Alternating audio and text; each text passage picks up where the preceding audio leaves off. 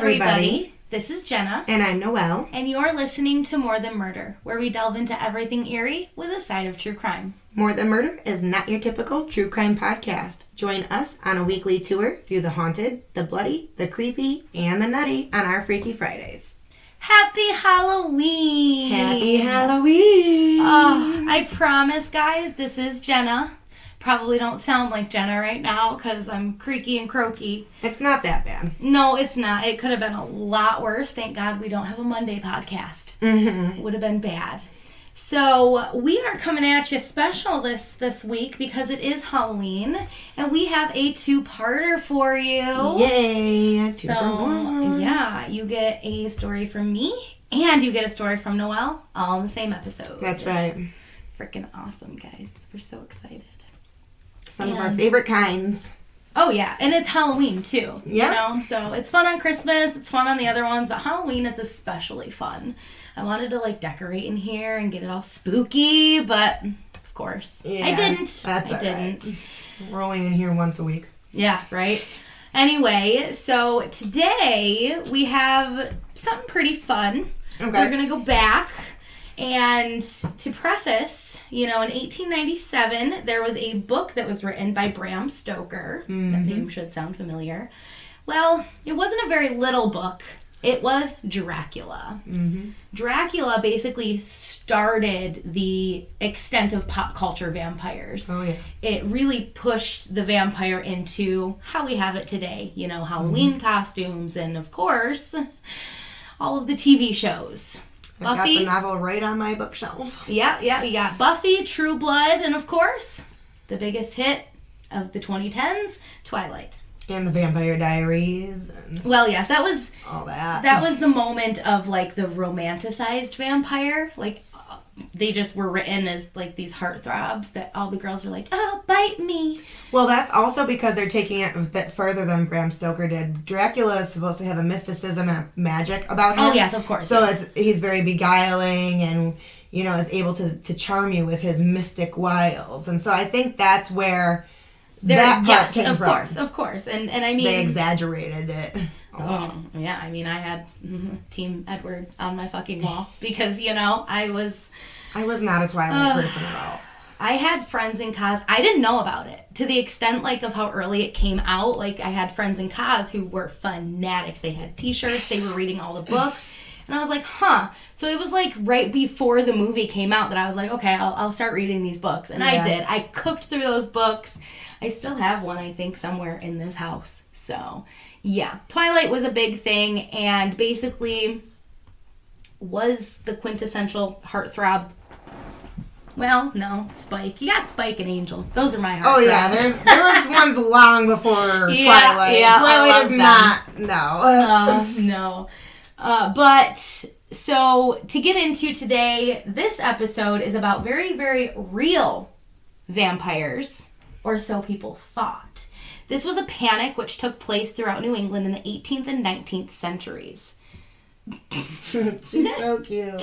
Her kitty is playing with it's almost like an invisible piece of elastic. It's like cellophane or something. It looks like it came off of tape or something sticky of the sort. But yes, she's in here today, whined to get her way, of course. So she got it.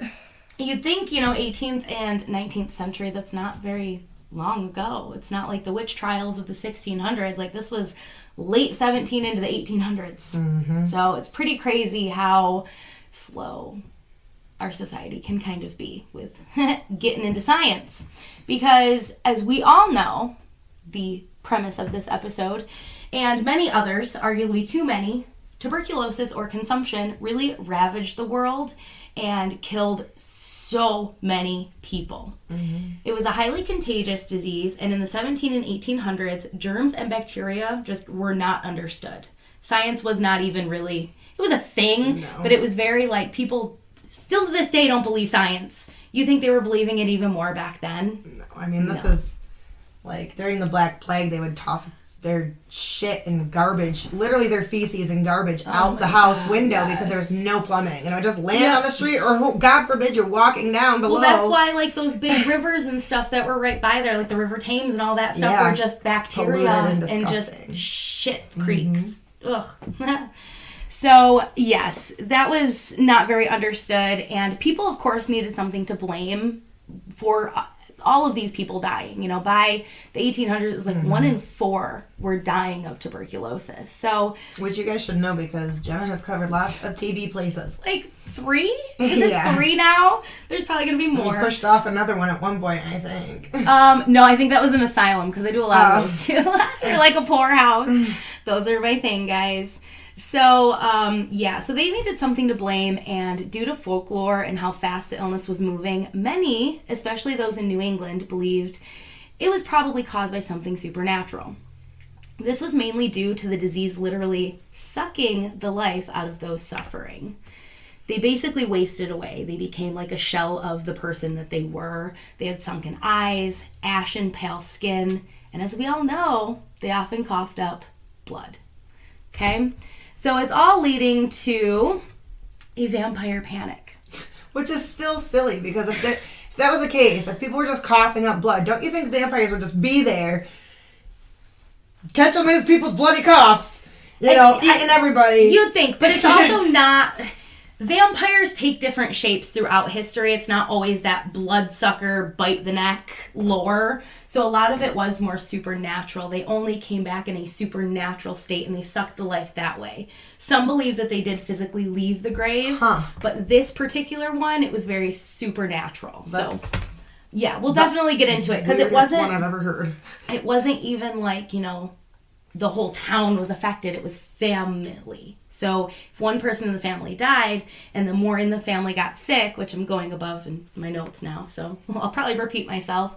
That's why they were thinking, oh, okay, another family member must be doing it to us. So it was very spiritual and within the family. Now, with how the disease spread, it was also a cause for panic. Consumption could easily wipe out an entire family, and that's usually how it happened. We now know that it was spread by germs and particles. They're coughing, they're wiping their snot on every surface in the house. There's probably no antibacterial pledge or Lysol to fucking spray. No hand sanitizer. No. So it was probably pretty fucking gross. Yep. And, of course... people didn't even bathe back then. No, they'd have their one bathe day with 8 people in the family all bathing in the same water. Ugh. Ew, it's so gross. It's so gross. And God forbid a kid poops in there. Well, that's the thing is they would usually do the kids first. Yeah. Kids would always get bathed first. So think of mom and dad like, ugh, nasty. I wouldn't even bother. I just get a sponge at the sink and call it a day. Yeah, for real. Just spray yourself down, do something. Get the hose. Seriously. Freaking gross. So obviously back then nobody knew about germs. They didn't know how this stuff spread. They didn't realize like, oh, I'm coughing out. You're going to catch this particle and you could get sick too. So, obviously, ow, cat, sorry, she's like clawing me. So, many believed that if they got sick after a family member passed away from consumption, it wasn't because of germs. It was because the recently deceased had risen from the grave to come back and drain the life from surviving family members. So, that is where a lot of their heads went. There were some sane people, obviously, people...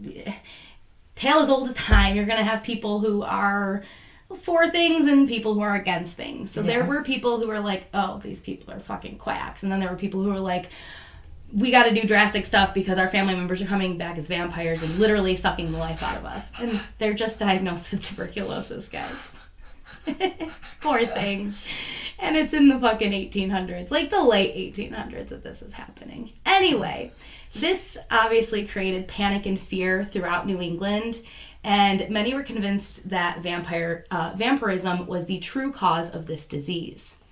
This was happening in other areas in like Europe as well, but in the States particularly, it was most common in Rhode Island, Vermont, Connecticut, and Massachusetts. Now, I might have to clear my throat a couple times, guys. I did do like a side goog to see if I could find any cases in like New York, because I was like, oh, okay, we're kind of East Coast, we're close to those areas. Couldn't find anything concrete, but I'm sure there were probably some people. The hysteria definitely traveled and it was in the newspapers, and some people even believe that is where Bram Stoker got his idea for Dracula, because a lot of this stuff was going on the same time that he was writing it. He got it from Vlad the Impaler. Well, yes, but he loosely... it was at the time that this was happening, so vampires were very real, and he was probably, it might have struck enough inspiration, like, oh, okay, vampires are being talked about a lot right now. Let's write something. And I mean, if he was working on the book, this was going on in the 1790s too, so it's not like it was just like this little period in time. Like, there was this big period where people were basically fucking up their dead loved ones, okay? Now, once New Englanders were steadfast in this belief and literally nothing could change their minds, things started to obviously take a dark turn. Since these vampires were returning from the grave, the living needed to find ways to eradicate their undead family members. I don't understand how they got to this, but it's lore that basically was passed down on how vampires are eradicated, and they kind of took it and changed it, and some areas did different things. So I'm not saying everyone was doing these, but throughout the area, they all had their different rituals. Now, this usually resulted in exhuming the bodies of the deceased. Once exhumed, that means dig up, if you don't know. Once exhumed, if someone maybe looked a little too good, like decomp-wise, they would be suspected of being a vampire. So they're like, oh, okay, they're not decaying, they're not really dead. You know, because it makes sense that way. Fucking science. These, quote, vampires would also seem to have their hair and nails that continued growth after death. Now, this is a real phenomenon that is legit. According to an article on UAMShealth.com, the actual reason that this happens is because of dehydration. Your skin sinks back and kind of shrinks, so your nails look a little tiny bit longer and your hair looks a little tiny bit longer. So, yeah. Back in the day, they did not know that. So they were like, oh shit, this mystical person is alive and going to come and get me. Now, that is, I could see why they would think that is supernatural back in that day. You know, they're like, oh shit, their shit's still growing. Why is that happening? Thanks to science, we definitely know what's going on. Sorry. Now, if someone was exhumed and declared a vampire, there were some rituals which took place, and these were believed to help stop the attacks. Never worked, guys. We'll get into that. And some towns were fairly tame. They would simply just turn the body over. No harm, no foul. They literally thought, nope, that'll confuse the vampire and they will not be able to get out. And others were a bit darker. So if organs were still present inside of the body, especially the heart, those would be removed and then burned. Some would be decapitated, and they would like rearrange the bones around so that the person could not leave, apparently, or travel. Once the organs were burned, those family members who believed they were being preyed upon would either inhale the smoke or consume the ashes. They would make like a tonic with those ashes, and the person would drink it. Have fun with your TB. Yeah. You and just ate some tuberculosis. Yeah, so that was thought to, of course, heal them. Hopefully through the burning of it, it didn't. Lord. It killed the bacteria, but who the fuck knows? Unfortunately, many perished still. And it's a deadly disease, not vampires. And we know that, you need like an antibiotic for that. And sadly, that won't be created for like 100 more years.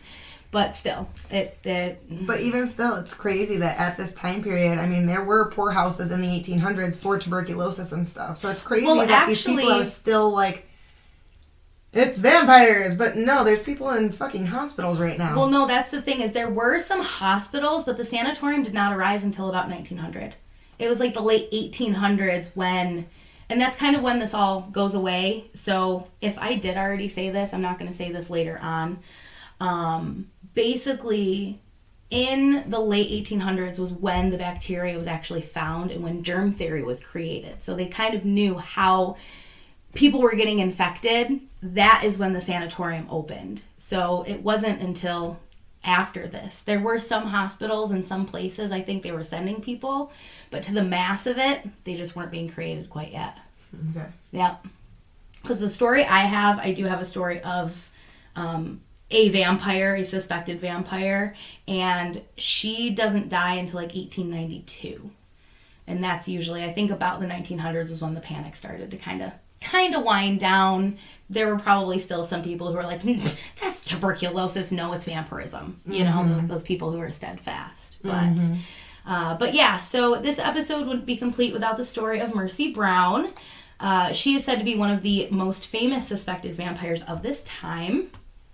And her story is, like I said, a little bit later in the hysteria. So there are stories from spanning the entire portion, but hers is a little bit later.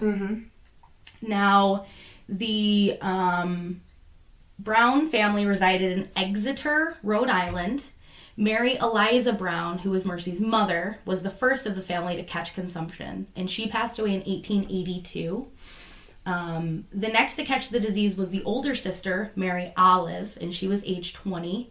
She passed away a few years after her mother in 1886. So as we know, it works pretty quickly, and unfortunately people die very easily from it. So the Brown family was kind of just dropping off one by one. I mean, honestly, if there's no treatment for it, thank goddess it does go quickly. Yeah. That's a horrible thing. You're like drowning in your blood. That's the problem too, is I feel like with the sanatorium, it made people live a little bit longer. It did, but is that good or bad? I know. You know, it just like, depends on the condition.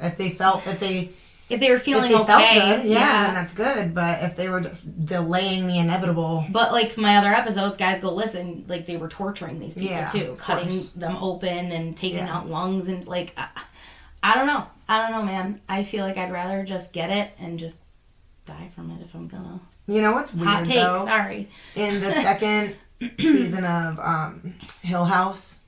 Okay. Yeah, she had TB, the girl, you know. Yep. But she had it seemed like hers went on for like years. Well, no, that can happen. With no treatment. It didn't seem like she was getting any antibiotics or anything. So, a lot of people, especially like towards the late, like I even think like the Black Dahlia had something, Elizabeth Smart, whatever the fuck. Ooh, I should know that. Where's my brain going?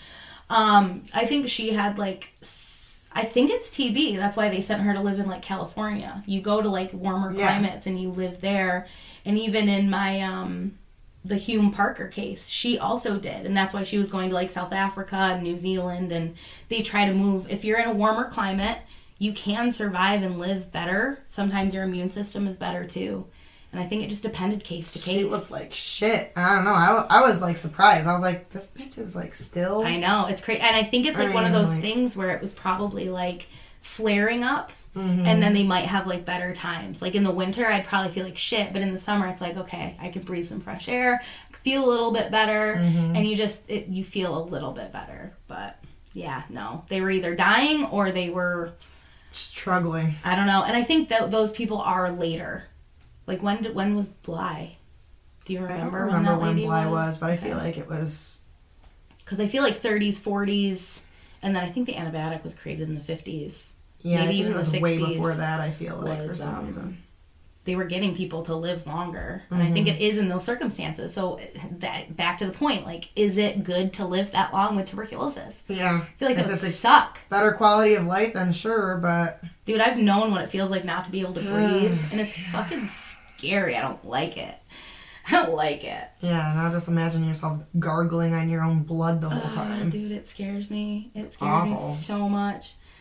Oh, anyway, so back to the Browns. Edwin Brown, who was the only son in the family, he's the next to contract the illness. And he actually decides he's going to travel to Colorado to seek medical care. So I think this was one of the areas that had probably like an experimental TB hospital, but probably not on the realm of sanatorium size. Now, obviously we are aware that there is no cure at this time, so he does not get better from going to the hospital, and he just returns home. Once home, he finds out that his youngest sister, Mercy, age 19, younger, I don't know if she's the youngest, had also passed away from tuberculosis. So this family is just literally being plagued by it. And that's how it was at the time. Other families had the same thing. You know, it wasn't just, I'm going to choose this family and I'm going to choose this. Everyone was fucking getting it and everyone was spreading it. And well, I mean, look at how sickness spreads even regularly today. And I feel like it does have something to do, like, I think the vampirism thing that they didn't understand was immune systems. Some people might have had a better immune system and they could have lived with it longer, or if they didn't have a very good immune system, they might have died quicker. Like, it really depends. My dad never fucking got sick. I'm sick and I'm down for a month and a half.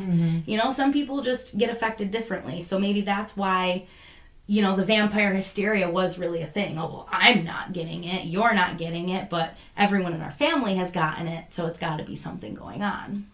It's just I wouldn't probably jump to that conclusion first.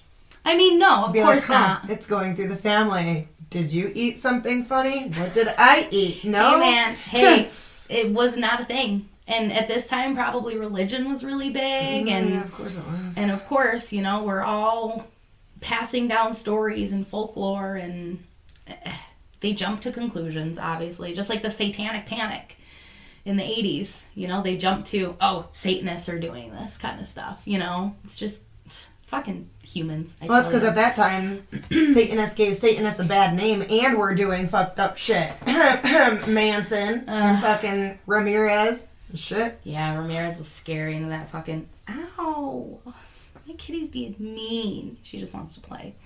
So, anyway, Edwin and his father decided at this point they've had enough.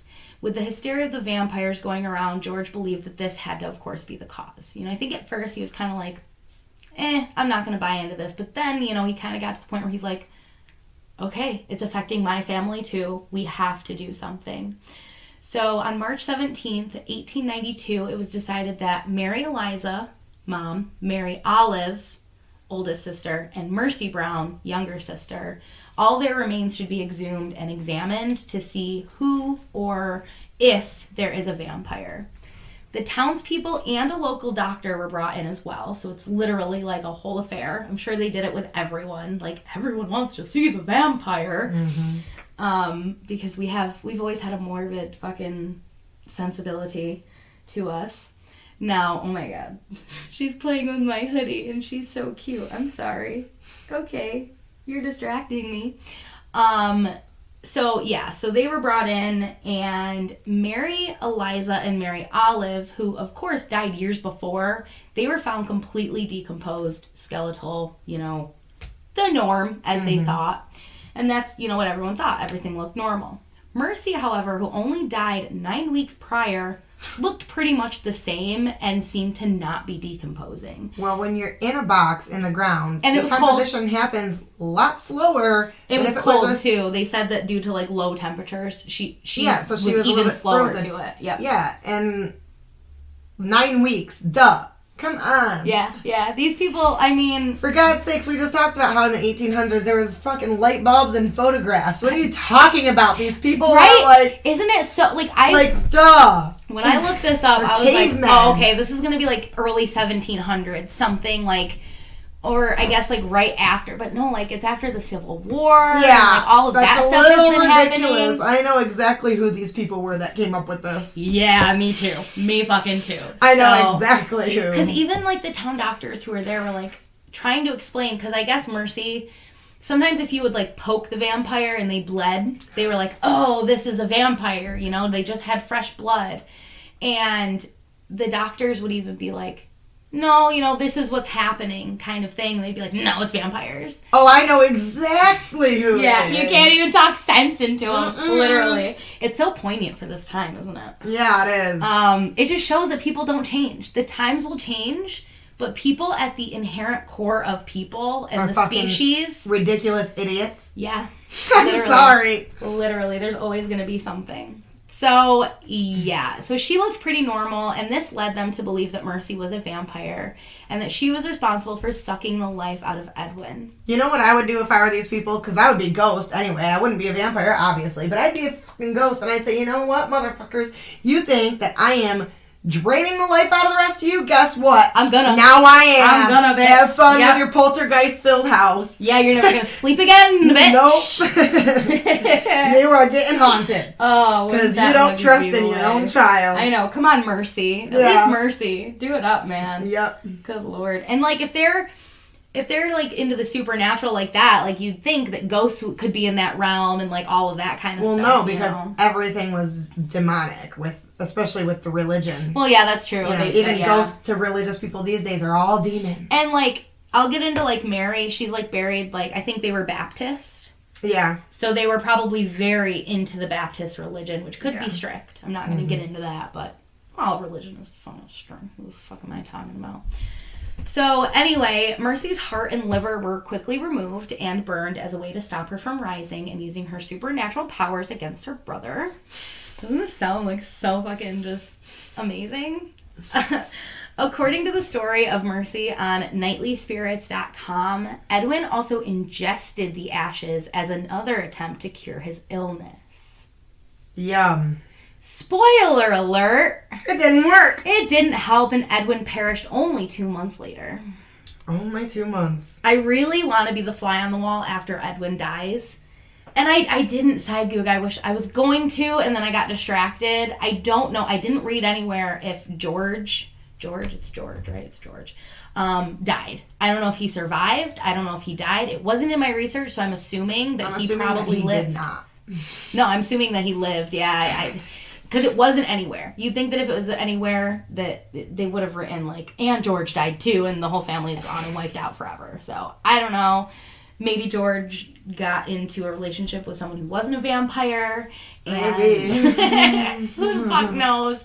Or maybe he just went to a sanatorium when he got sick, and it prolonged and he survived. I don't know. And then died. But yeah, by the early 1900s, like I said, there was more knowledge about TB and disease itself, how it spread. So I think that helped calming, the hysteria over these vampires. At least a little bit. I mean, there's probably... The type of people they were, I'm guessing it lasted quite a while. I don't believe you. You aren't qualified, you scientist, doctor, person with the degrees. I can imagine, like, a town hall meeting. I know. Get the vampire! Yeah. And just, like that hysteria, like the Frankenstein, that mob that comes. Good fucking Lord. So, yeah. To this day, some researchers are still finding burials which appear to be from this time. There are bodies that are flipped in graves or skeletal remains that are jumbled and all over the place. A lot of them were found, like, in the skull and crossbones type of, demeanor. So, I don't know exactly. I think I tried to decide to Google how they... I think it was holes in the ground. So, like, if someone was skeletal... how did they know if they're vampires? Apparently it's if you're not that decomposed. Apparently with that, it was like if there were any like holes in the ground of the burial, that is how the spirit or the person would rise, and that would indicate that they were a vampire, apparently. So the lore I also know that they used to bury people with bells. The bells. Yep. Yeah, just in case there was like a zombie instance, because there was a time when somebody alive. Wasn't actually dead Yep. and was buried. And that's why they had the grave shift workers, because they had to listen for the bells. Mm-hmm. Could you imagine? I'd love that job. Could you imagine hearing it? Dude, I know. The bell, and then going over and not seeing that it's some animal brushing it. It's actually flicking from beneath. Yeah. Woo! Yeah. That gives me those goosebumps. It's fucking creepy. Now, you can visit Mercy Brown if you'd like.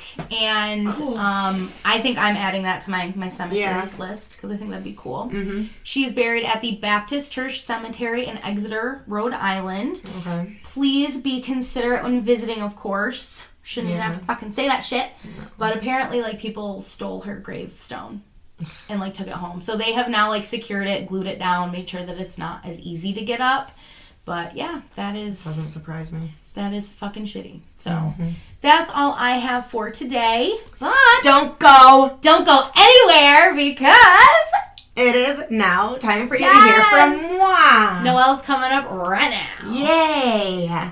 All right. Mine isn't quite a story, but one of the kinds that I do often, which is... a list episode. We love listicles here. Being the little cultural anthropologist wannabe that I am, I thought it would be fun to take a look at different Halloween-like cultures from all over the world. Yeah, brilliant. I'm sorry, not Halloween-like cultures. Halloween-like traditions from different cultures and places all over the world. Most of these Halloween-like traditions do not take place on our October 31st, and some don't happen every single year either. Yeah, makes sense.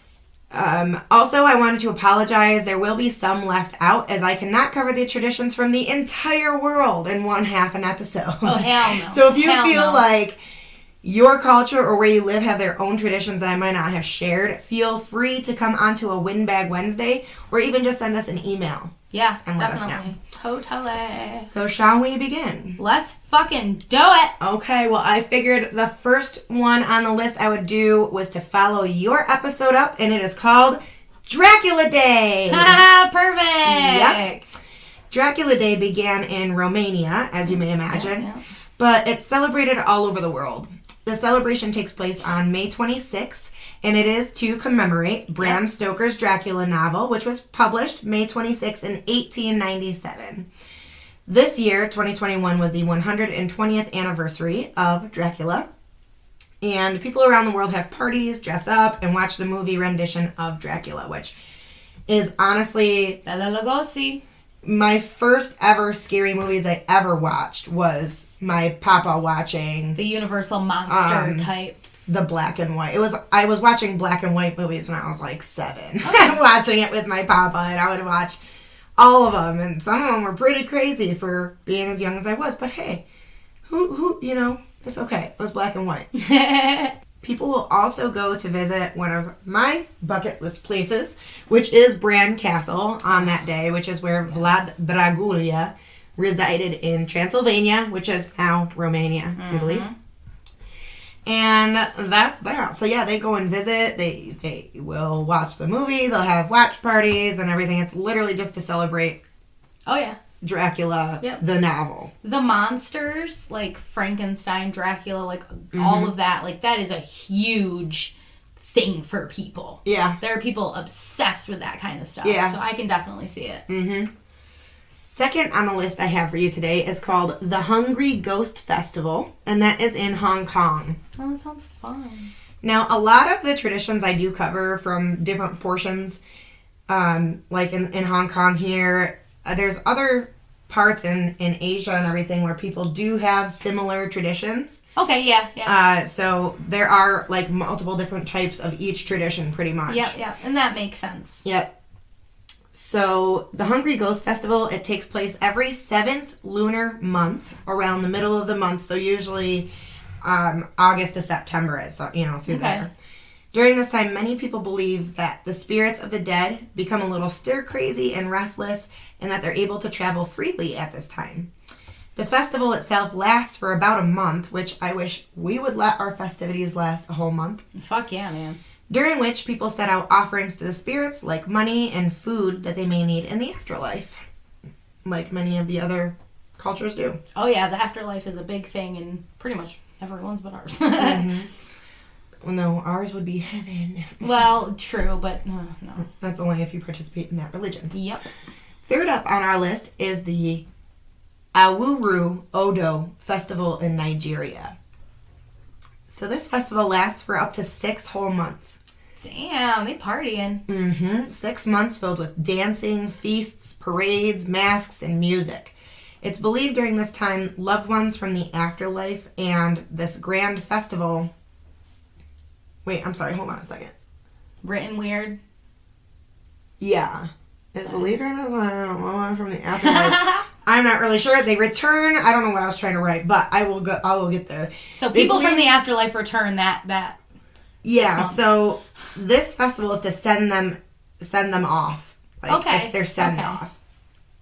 And so the spirits come back and everything. They have this festival with their loved ones for 6 whole months, and then it's kind of like, okay, now you gotta go back to the spirit realm. Yeah. Yep. For our 4th celebration, we have a very generalized, and I don't mean that in a rude way, All Saints Day. I say generalized because so many countries and cultures have All Saints Day, especially ones that participate in Christianity and Catholicism. Yep. In France, it's called La Toussaint. In Italy, it's called Ogni Santi. Catholicism, it's All Saints or All Souls Day. Yeah. In Russia, it's called Radonitsa or Day of Rejoicing, and so on. Literally all over the place. Yeah, makes sense. Though these variations of All Saints Days takes place during all different times throughout the world. So, though it's All Saints Day, they all take place during different times. They choose their time that is good, that is meaningful to them. Right. Basically, yeah. But they all encompass similar ceremonial type traditions, like meals together, food offerings, going to church or mass. Yep. Visiting loved ones' final resting places in graveyards. That's a big one, of course. And leaving things for the spirits at the graves as well. Yeah. So, for our 5th tradition today, we have Dia de los Muertos, which is the Day of the Dead. Yes. While most pulp culture, I cannot talk today. Hey, it fucking I was happens. fine during Jenna's portion, but not mine. Isn't it weird? It just like flips. While most pop culture, I keep thinking about pizza. I think that's a problem. References Mexico. I know. I want pizza now, Pop. I'm gonna have pizza and wings. I just need some pizza and wings. Okay, so while most pop culture references Mexico, many other Latin-speaking countries celebrate it as well, usually around November 1st or 2nd, including where Gustavo's from, the Dominican Republic, also celebrates something similar. Mm-hmm. Haiti has its own thing going on. I did not mention them in this list, but it's actually kind of cool as well. However, in Mexico, it's believed that on midnight on October 31st, that's when the veils are down and the spirits of the children descend into the earthly plane. And then on November 1st comes the adults. And then I believe the 2nd is when they do their send-off and say goodbye to their relatives. Yeah. So, in fact, it's pretty cool. Gave me chills. I just love that.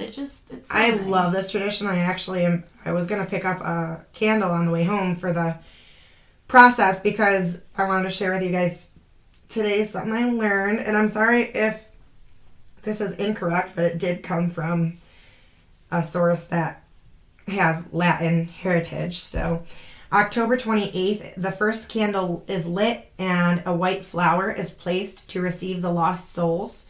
October 29th, the next candle is lit and a case of water is placed, or a cup of water is placed, dedicated to the abandoned and forgotten deceased. Aww. October 30th, another candle is lit and a glass of water is placed, and white bread is placed for the deceased who left without eating before they left. October 31st, another candle is lit and a glass of water is placed in another thing of white bread, and then they add fruit as well. Yeah. November 1st, All Saints Day for them, so they also classify it as that. The souls who died as children arrive, and the food is then put on the altar. November 2nd, Day of the Faithful Departed, souls of the dead adults come to collect and eat the offering that the families placed. And then November 3rd, this says, the last white candle is lit, and they say goodbye to the deceased, and the offering is removed. I love it. So, I do too. It's such a nice... It's just nice and heartwarming, you know, and just beautiful. And they create like little altars, right? Yeah, that's what I was just about to talk about. Yeah, they actually build their altars each year, and then they tear them down. They're type of tables where they can put pictures out of the deceased loved ones with the candles, leaving their offerings, food, jewelry, flowers, anything they might find meaningful to them. And there's also parades and lots of music. From my understanding with this tradition, the photos are everything. If there is no photo of a loved one, their soul or spirit becomes lost and forgotten. The pictures help guide the spirits and also keep the spirit intact with memories embedded in those that they love. In this tradition, you see people dressing in elaborate dresses, hats, or a type of headdress, and the sugar skull face paintings. Yeah. And if you haven't seen Coco, I really recommend that you do, because it's a wonderful It's so movie. good. You could go cry. Uh-huh. Yep, it does.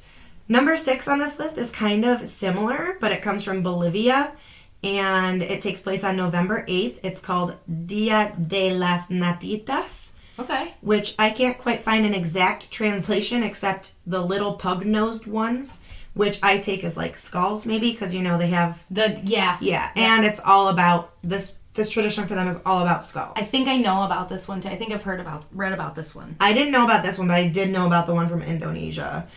So if I spoke incorrectly and did not and don't know the right translation, I would be very overjoyed to know. So if you could let us know, that'd be good. Yes, we're open to education. Yes. For this tradition, indigenous people from across the country take the skulls of their deceased loved ones and they adorn them with flowers, jewels, hats, sunglasses, or anything they feel like. I've even seen images of ones with cigars on their mouths. Yes, yep. Anyways, they dress the skulls up and place them in boxes, which range from fancy to bedazzled and regular cardboards. Fancy boxes. To bedazzled. Yeah. Fancy and bedazzled to regular cardboard. That's what I meant to say, but you guys just bear with me because I can't talk. I'm thinking about pizza. I can't stop thinking about the pizza and wings. I haven't even told Goosty, should we have pizza and wings? I think I've just decided that that's what. That's okay. He'll probably be happy about that because usually you're like, I don't know. I've been coming up with the dinner's not too bad lately, but yeah, that is how it is. So they actually believed that the more dressed up the skull was, the more blessings they would receive from the spirits. Number 7 is, I'm sorry if I do not pronounce this right, and I always use either Italian, French, or Spanish accents where they don't belong, even in words that are not Spanish or Italian. Yeah. It's all the same in my brain. Pitru Paksha, and that is from India. I think I did okay, but I'm not sure. I think you did fine. Pitru Paksha. Yes. So a Paksha is a lunar fortnight, which is, as people might know, a fortnight is 14 days or 2 weeks. This tradition takes place during the second half, which the second 14 days or second Paksha of the Hindu lunar month called, okay, now this one I'm not going to do great at, Bhadrapada. I think you did great. That's exactly how it's spelled. Bhadrapada. Yeah, I'm not sure if the H is silent or not, so I left it silent. Yep. And this tradition lasts for 16 days. So I'm going to quote the article that I was using, which was on Mental Floss, the website, not the article. Yeah. The website is Mental Floss, and it's a blog site, and this was 20 Halloween-like traditions from around the world from Mental Floss. So, okay, in the Hindu religion, it's believed that when a person dies, Yama, the Hindu god of death, takes his or her soul to purgatory, where they'll find their last 3 generations of family members. Huh. During Pitru Paksha, the souls are briefly allowed to return to Earth to be with their earthly families before returning to purgatory. So, whoa, your last 3 generations of family are stuck in purgatory for that long? Why? Why don't they get to know where they're going? That's true. I'm curious now. I'd like to research that. Yeah. 8th on my list, I don't know why, I just really like it. It's called what I think would be pronounced Kukeri or Kukeri. Yeah. And that's from Bulgaria. This tradition may be the oldest we've spoken about, but I'm not totally positive. I do know that it's centuries old and has Bulgarian pagan roots. Which a lot of them do. Yeah. Everything has pagan roots. Mm-hmm. Christmas has motherfucking pagan roots. Yeah. People dressed up in, quote, monster costumes, but they aren't the traditional monster costumes we have here in America. These are often handmade and often animalistic, kind of either real-life looking animals or even made up weird looking animals. Okay. And they're paraded through town for 2 entire days to ward off evil spirits from the town. Cool, I like that. Yep, and there's so many of them, so many costumes and so many people that it has to be 2 entire days so that everybody can make sure that their costume has warded off the spirits. Yeah. So the costumes actually sometimes included structures made of wood, bells, hair, and masks. So okay. It was pretty neat, and the picture that I've got up is intriguing for sure. I agree. It seems like they use a lot of pelt and that kind of stuff. For the 9th one, we have 10 and maybe a little honorable bonus mention. Okay. But for the 9th one, I could not leave out my history, which is Samhain, or as others pronounce it, Samhain. Oh, yeah. From Ireland and Scotland. And just a second.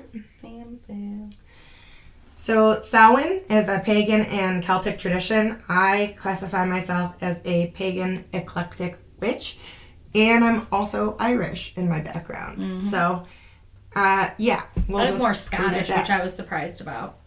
I have to do a DNA test still. I'm curious to know. I was told. Irish. Oh, that's Irish. Yeah. Scottish, baby. Mm-hmm. So, anyways, sorry.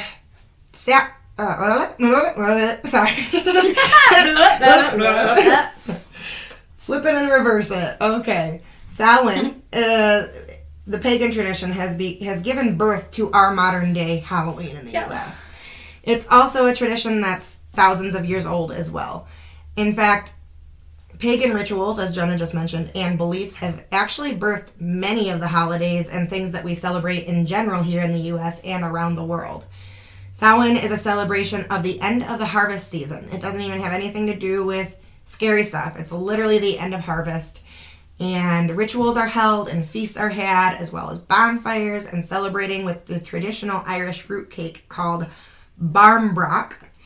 Barmbrack would be baked with trinkets and coins and such inside. And if you were to bite into a piece with such things included, then your fortune was positive. So it's actually really funny that you mentioned that, and I guess I didn't know where this came from, but every year on our birthdays, my dad would bake our cake. I remember you saying. And we would have a foil. It started out as a quarter, but it would be like a $50 or even the full Sacagawea $1. And whoever found that piece of cake, you got $1. Yeah. So, I guess that what came from if you accidentally swallow it? It's, it's there. Because you're, like, eating through your cake. Yeah. And it, like, you hit it or something. Like, it was wrapped in foil and you weren't about to eat it. I always got that question.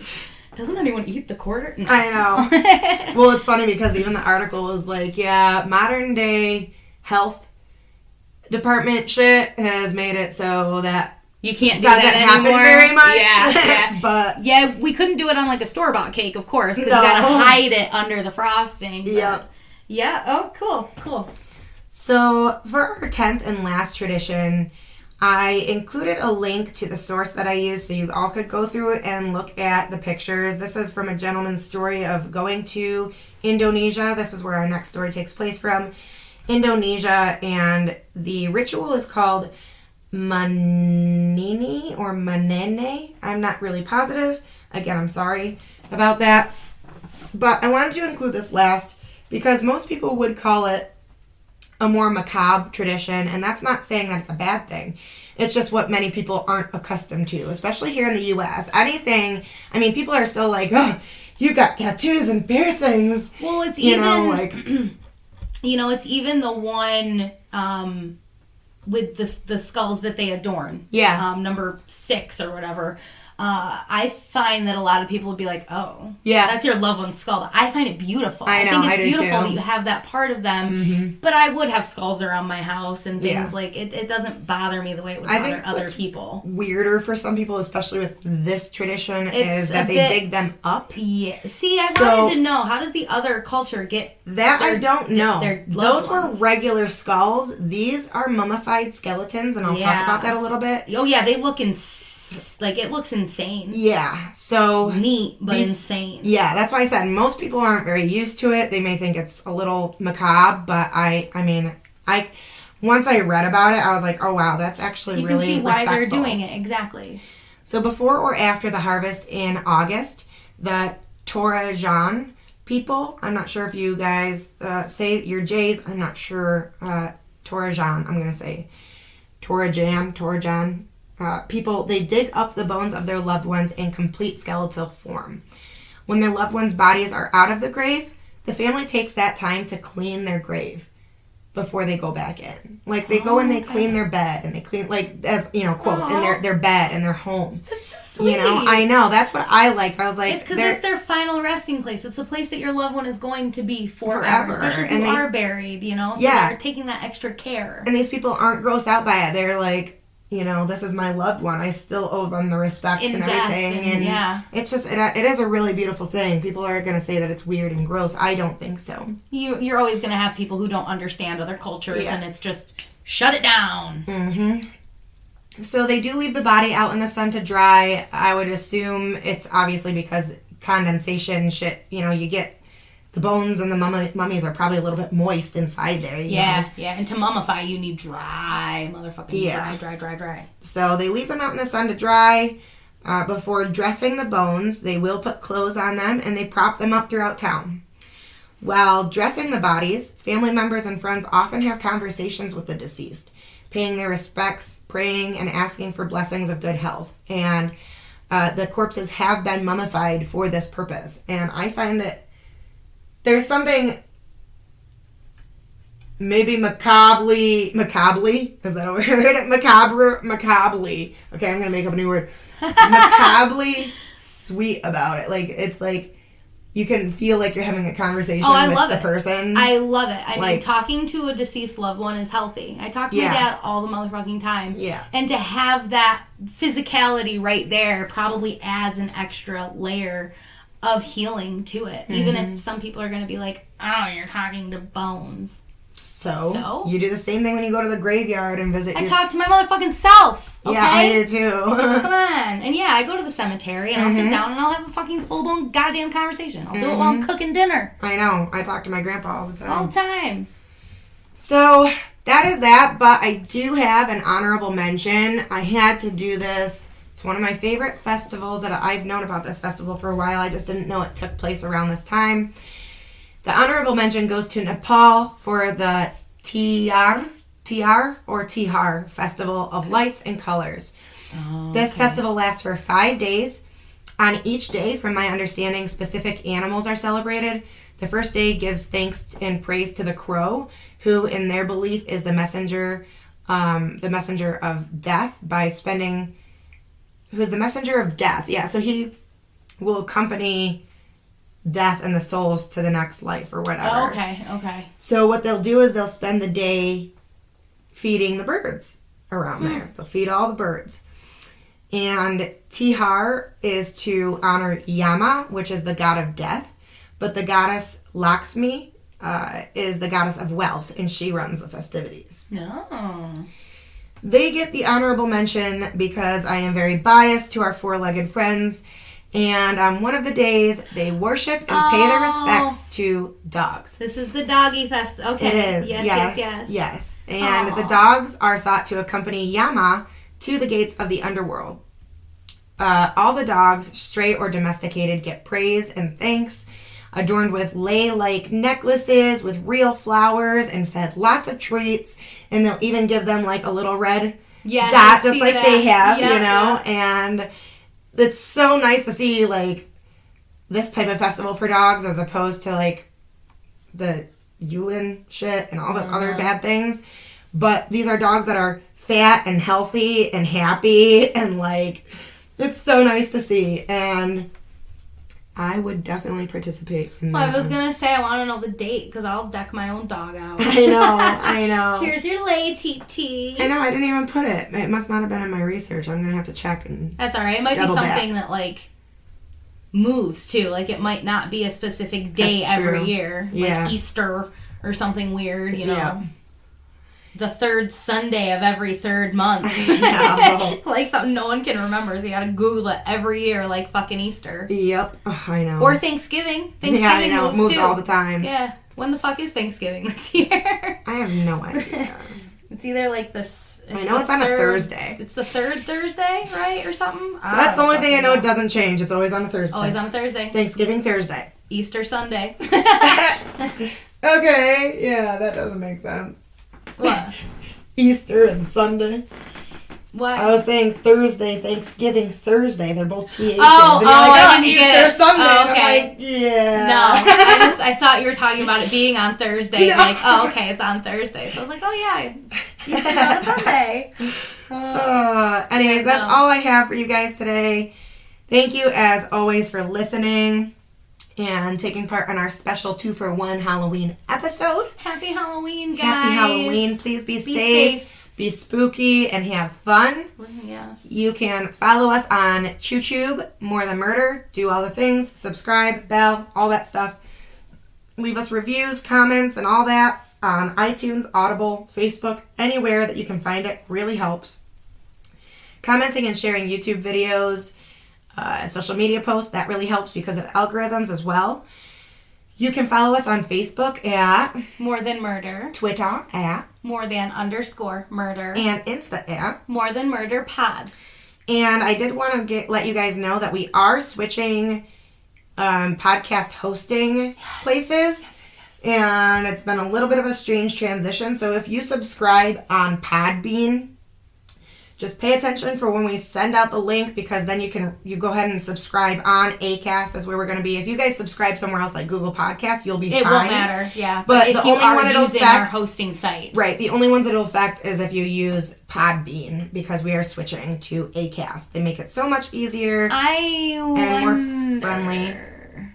Can't we, maybe not because it's a hosting site, but I wonder, because I feel like Crime Junkie and all them are on there. Can't you send it to Podbean so it would still be on Podbean? We'll have to look into that, because I feel like other ones are on there, and I feel like Crime Junkie's not using Podbean as their hosting site. I'm not sure. We'll have to look into that. But they're on there. So maybe yeah, we can figure that out, and you can still listen on Podbean. Yeah. If you want to migrate with us, we will be on the Acast. Yes. And let's see, anything else? If you have any ghosty experiences, true crime stories of your own, would love to be featured on your very own guest episode of More Than Murder, email us and let us know for a Windbag Wednesday. Or if you just want an anonymous submission. An anonymous subscription to what? An anonymous submission, we will chat. As usual, just email us at the Gmail, morethanmurderpod@gmail.com. You know what would be fun, real quick? Huh. So we have that Facebook group, mm-hmm. which we have people in, but we never really talk about it much. No, but even when I post stuff to the Facebook group, I know nobody responds. They never do, no. But guys, something fun that we could do, since we are a community and a little family, go to More Than Murder Pod, not your typical true crime group. That is the name on Facebook. And post pictures of your Halloween costumes. Yeah, that would be fun. We want to see it. Dress up your cat, dress up your dog, dress up your kid. You dress up. You go to a party. You do cool things. Post it in there. We want to see it. We want to hang out and talk. And if you're not in the group, just tag it to the regular page. Or that too. Or become part of the group. Do something. Yeah, become part of the group. Send it somewhere. Yeah. Post it on our Instagram comments for this episode or something. We want to see your guys' costumes. Mm-hmm. And we want to know who's listening, because this comes out before Halloween. So yep, it do. Do that up. We want to see you. Yep, we do. Other than that, yeah, we're going to go. Love you. Bye. Bye.